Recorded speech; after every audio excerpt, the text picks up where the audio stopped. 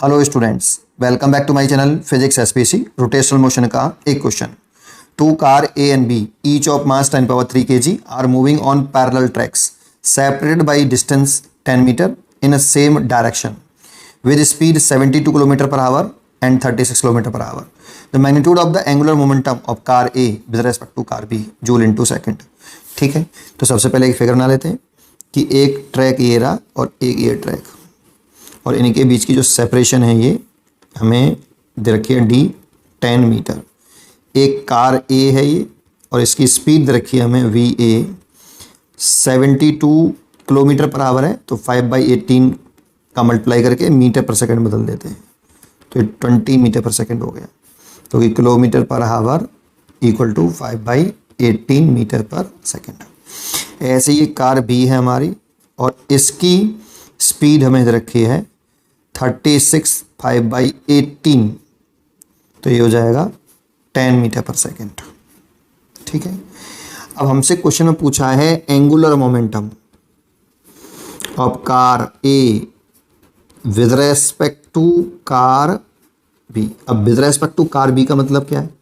इसका मतलब है कार बी पर कोई ऑब्जर्वर बैठा हुआ है और वो कार ए को देख रहा है, तो ये जब ये कार बी पर बैठा हुआ ऑब्जर्वर के रेस्पेक्ट में ए का एंगुलर मोमेंटम कितना है, कार ए का एंगुलर मोमेंटम पूछा है। देखो angular momentum L vector is equal to mass radius vector position vector और वेलोसिटी। वेलोसिटी पे डिपेंड करता है और velocity depends on reference frame.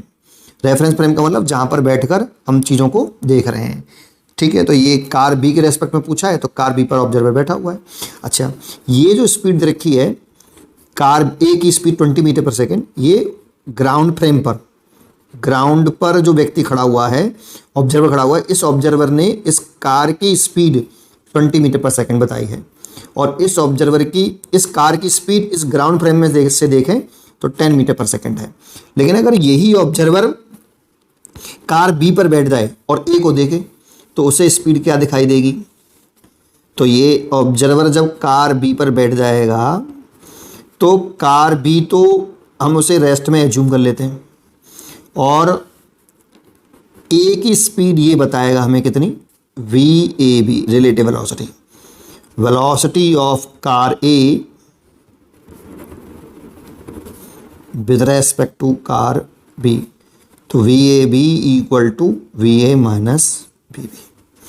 अच्छा, इस डायरेक्शन को आप पॉजिटिव मानना, इस डायरेक्शन को हम नेगेटिव मानना है, तो VA कितना 20 और VB कितना 10 मीटर पर सेकेंड। इस ऑब्जर्वर को जो कार बी पर बैठा है उसको कार ए की स्पीड 10 मीटर पर सेकेंड दिखाई देगी, है ना। जो कि ग्राउंड पर खड़ा है उसको कार ए की स्पीड भी 20 मीटर पर सेकंड दिखाई देगी। अच्छा, एक बात तो समझ में आई। अब इसको हम ऐसे भी लिख सकते हैं एम वी और आर परपेंडिकुलर। अब इसका क्या मतलब है, थोड़ा सा इसको समझ लेते हैं। और ये एंगुलर मोमेंटम हमसे पूछ रहा है ए का विद रेस्पेक्ट टू बी, तो इसीलिए वेलोसिटी भी हम A with respect to B लेंगे, रिलेटिव वेलोसिटी लेंगे।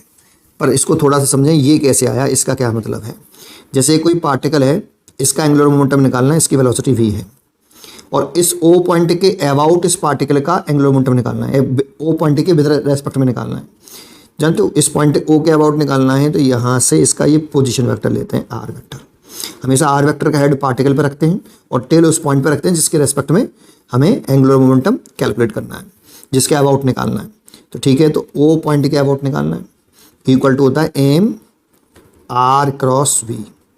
इसको और आगे बढ़ाएं तो इसे ऐसे लिख सकते हैं, क्रॉस प्रोडक्ट खोलें तो RV sine theta, A cross B formula लगा दिया। ये थीटा क्या है, R वेक्टर को एक्सटेंड करना पड़ेगा, टेल एंगल लेते हैं तो ये थीटा हो गया।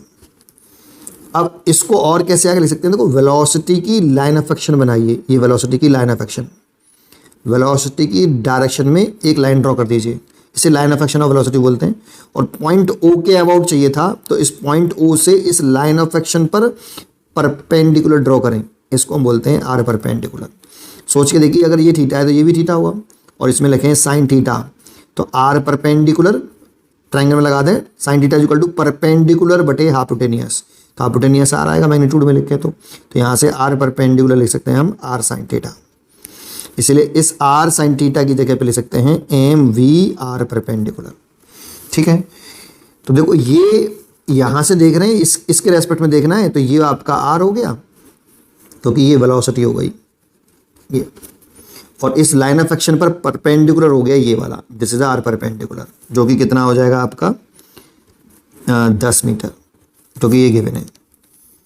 तो बस वैल्यू पुट कर दो, इसकी वैल्यू है 10 की पावर 3 और इसकी वैल्यू हमने निकाली 10 और r परपेंडिकुलर भी आपका 10 ही है, तो 10 की पावर 5 ये आ जाएगा। तो 10 की पावर 5 आया, इसीलिए इसका आंसर हो गया बी चॉइस इज करेक्ट। पढ़ते रहिए और खुश रहिए।